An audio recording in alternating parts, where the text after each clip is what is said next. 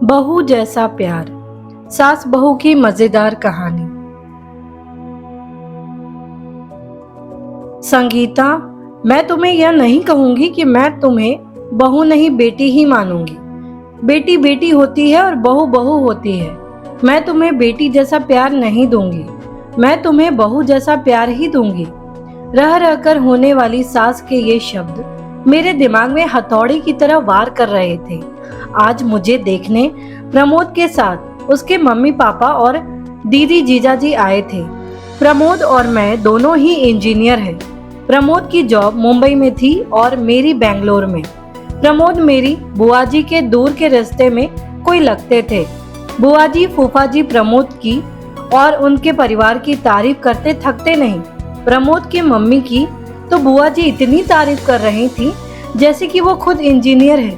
पति और बेटा दोनों इंजीनियर है तो जाहिर है कि पैसों की कोई कमी नहीं है, लेकिन घमंड नाम की कोई चीज उनमें नहीं है। लड़ाई झगड़ा करना तो उन्हें आता ही नहीं। उलट उनकी हमेशा यही कोशिश रहती है कि उनकी वजह से किसी का दिल ना दुखे। खुद इंजीनियर होने के बावजूद और इतना पैसा होने के बावजूद खाना वे स्वयं बनाती हैं। सिर्फ सब्जी आदि काटने के लिए काम वाली की सहायता ले लेती हैं। उनका मानना है कि खाना हमने स्वयं ही बनाना चाहिए ताकि घर के सभी सदस्यों को शुद्ध और सात्विक भोजन मिले। इतनी तारीफ सुनकर मुझे मन ही मन लग रहा था कि यदि यह संबंध हो जाता तो मैं अपने आप को बहुत खुश नसीब समझूंगी, क्योंकि कहा जाता है ना, पति पत्नी के गुण नहीं मिले तो भी चलता है, लेकिन सास बहू के गुण मिलना चाहिए, तभी वैवाहिक जीवन सुखी रहता है। यही सोचकर मैं मन ही मन खुश हो रही थी। मुझे बहुत अच्छी सास मिलने वाली है।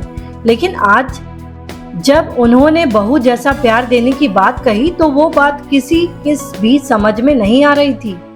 आज तक सभी ने यही सुना था कि हर सास ऐसा ही कहती है कि तुम मेरी बहू नहीं बेटी हो, मैं तुम्हें बेटी जैसा ही प्यार दूंगी। लेकिन यहाँ तो उल्टा ही हो रहा था।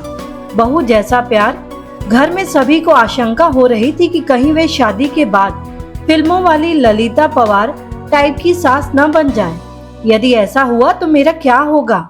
लेकिन सिर्फ इस बात को नजरअंदाज किया जाए तो बाकी सभी बातें अच्छी होने से घर के सभी सदस्य को लग रहा था कि ये रिश्ता हो जाना चाहिए। और आखिरकार शादी हो गई। मेरी शादी तो हो गई, लेकिन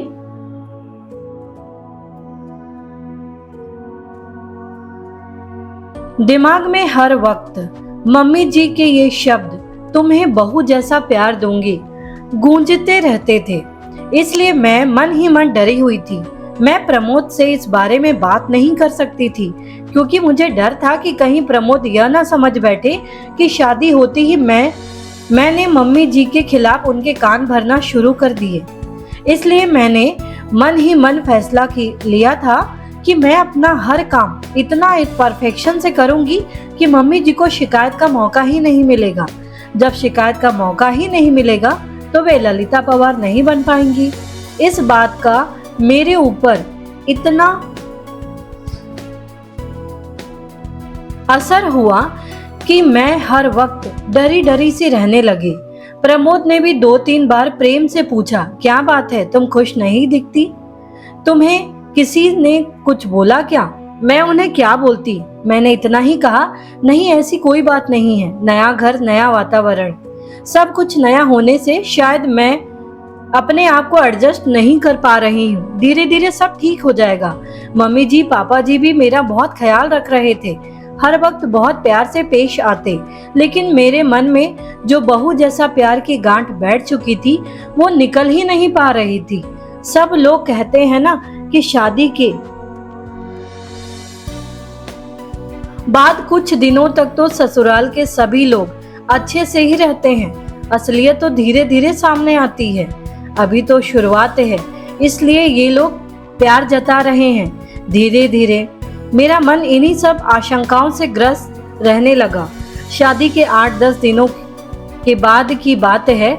मैं चाय बनाने के लिए दूध के गंज 3 लीटर दूध था, में से दूध निकालने लगी तो न जाने कैसे क्या मेरे हाथ से सांडासी बराबर पकड़ी नहीं गई और गंज हाथ से छूट गया। पूरा की पूरा गरम गरम दूध नीचे गिर गया। मैं इतनी ज्यादा डर गई कि पूछो मत।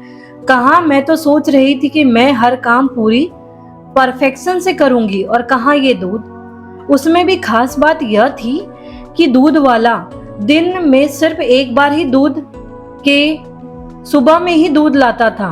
पैकेट के दूध में मिलावट होने से वे घर में नहीं लाते थे। सभी लोग चाय का इंतजार कर रहे थे। गंज गिरने की आवाज सुनकर मम्मी जी ने बाहर से ही आवाज लगाई, संगीता क्या हुआ? मैं तो इतनी ज्यादा डर गई थी कि मेरे मुंह से आवाज ही नहीं निकली। तब मम्मी जी खुद किचन में आई और मम्मी जी को सामने देखकर मैं डर के मारे कांपने लगी।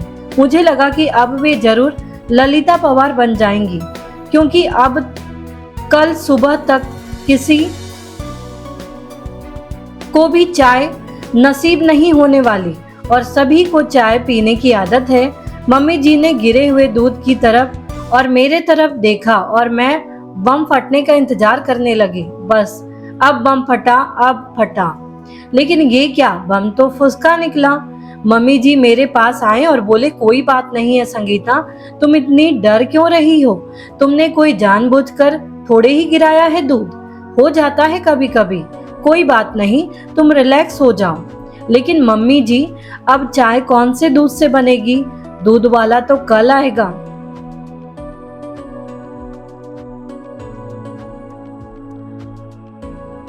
मैं अभी पैकेट का दूध बुला लेती हूँ। लेकिन आप ही ने तो कहा था कि आपने यहाँ पैकेट का दूध नहीं लाते। लाते तो नहीं है, लेकिन सभी को चाय एक तरह का नशा हो गया है, तो चाय के बिना तो नहीं रहेंगे, इसलिए इमरजेंसी में एक आध बार चलता है पैकेट का दूध। हम लोग ऑफिस में चाय पीते हैं ना, वहाँ कौन से दूध का उपयोग किया गया है क्या हमें पता चलता है? ऑफिस में हमारी मजबूरी है, लेकिन घर में जहाँ तक संभव हो, शरीर के दृष्टिकोण से जो अच्छा रहता है वो करना चाहिए।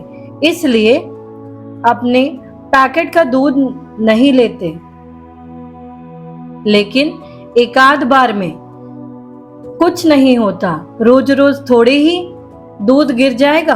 अब तुम रिलैक्स हो जाओ। मैंने मन में सोचा, मैं फिजूल की ही डर रही थी। मम्मी जी तो कितने अच्छे हैं। लेकिन दूसरे ही पल सहेली की बात याद आ गई कि ये सब चोचले शादी की शुरुआत में ही होते हैं, आगे आगे देखना होता है क्या। यह बात याद आते ही फिर से मन में वही डर समा गया। दो एक बार और इसी तरह की छोटी छोटी गलतियां हुई, लेकिन तब भी मम्मी जी ने मुझे प्यार से ही समझाया। 4-5 महीने के बाद की बात है।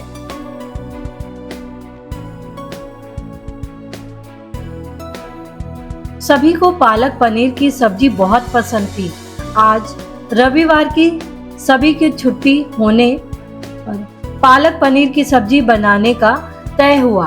सब लोग खाना खाने बैठे तो जैसे ही इन्होंने पहला कौर मुंह में लिया तो बहुत बुरा मुंह बनाया और एक घुट पानी पीकर बोले कि आज सब्जी में नमक डाला है कि नमक में सब्जी डाली है? आज डबल नमक है सब्जी में। मुझे काटो तो खून नहीं। हे भगवान, अब जरूर मम्मी जी अपना बहू वाला प्यार दिखाएंगे। कहेंगे कि तेरी मम्मी ने यही सिखाया क्या? पढ़ लिख कर नौकरी कर रही है, इसका मतलब ये नहीं कि तुम्हें सब्जी बनाना भी नहीं आना चाहिए। तुम्हारी माँ ने तो कहा था कि मेरी बेटी को सब आता है, फिर ये क्या है? मैं ये सब सोच ही रही थी कि इतने में मम्मी जी ने मुझे जोर से झंझोड़ा, संगीता संगीता, आ क्या हुआ? तुम कांप क्यों रही हो? रो क्यों रही हो? कुछ नहीं, वो सब्जी। मम्मी जी सॉरी, न मालूम आज कैसे क्या नमक डबल हो गया। अब सब लोग खाना कैसे खाएंगे? फूल गोभी की सब्जी, दाल, चटनी और अचार है ना, खा लेंगे, तू घबरा मत। लेकिन आगे से सब्जी बनाते वक्त थोड़ा ख्याल रख दिया कर। दोपहर में जब मैं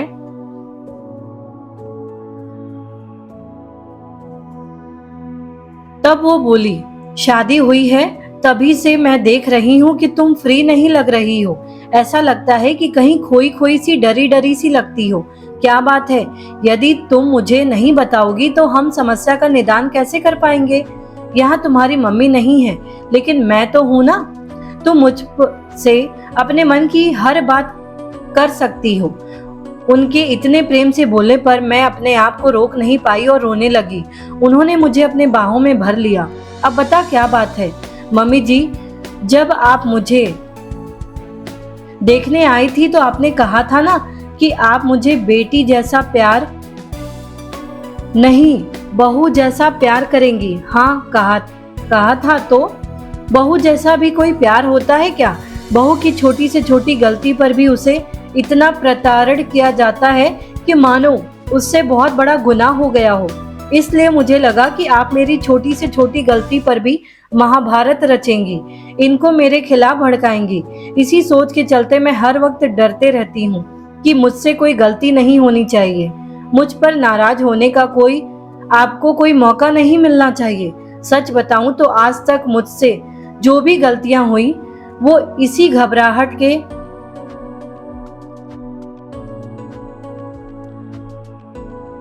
चलते हुई। लेकिन मेरी एक बात समझ में नहीं आई, बहू जैसा प्यार करूंगी ऐसा कहने पर भी आपने आज तक अपना सासूपना नहीं दिखाया और मुझे डांटा भी नहीं। फिर आपने ऐसा क्यों कहा था कि आप बहू जैसा प्यार करेंगी? अरे पगली, मुझे नहीं पता था कि तू मेरी सीधी सी बात को इतना दिल पर लगा लेगी। एक बात बता, क्या कभी तूने किसी माँ को अपने बेटी से यह कहते हुए सुना है कि उसे बहू जैसा प्यार करेंगी? नहीं ना। जब हम बेटी को बहू जैसा प्यार नहीं करते तो बहू को बेटी जैसा प्यार क्यों करते हैं?